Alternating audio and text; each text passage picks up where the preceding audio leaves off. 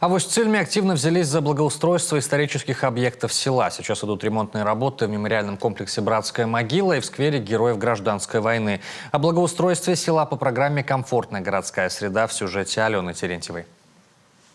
Новый детский сад на 120 мест вот-вот распахнет свои двери. Сейчас район готовит документы для получения лицензии на образовательную деятельность. Здание стоит на возвышенности, и подъезд к нему до недавнего времени был в плохом состоянии, особенно в межсезонье. Поэтому обустройство дороги к саду было в списке номер 1. Сделали оканавливание, сделали тротуар и парковку для автомашин, пожарный водоем.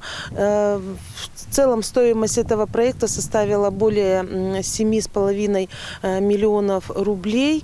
И я очень надеюсь, что подъезд и сам садик в скором времени откроют свои двери для детишек нашего района.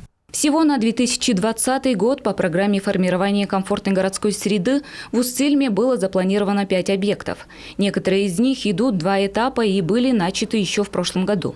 Например, обустройство бетонных тротуаров по улице Набережная и благоустройство площади у администрации. Здесь поставили новые фонари и скамейки, заасфальтировали дорожки. Еще мы благоустроили в этом году сквер имени Батманова. Батманов – это герой гражданской войны, и хотели мы здесь сделать еще аллею трудовой славы.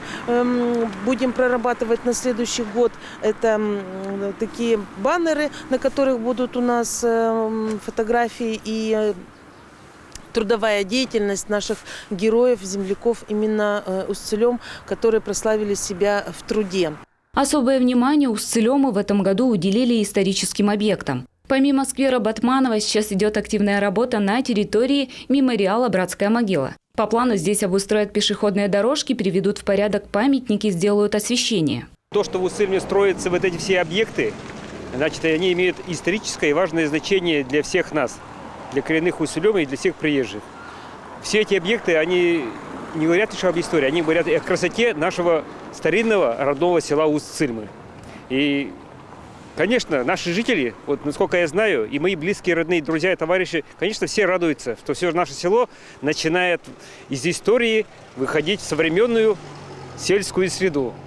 Все объекты для благоустройства – это выбор жителей села. Освещенные скверы и площадки со скамейками уж точно станут самыми любимыми местами для отдыха сельчан. Алена Терентьева, Олег Юшков, телеканал Юрган, Усть-Цильма.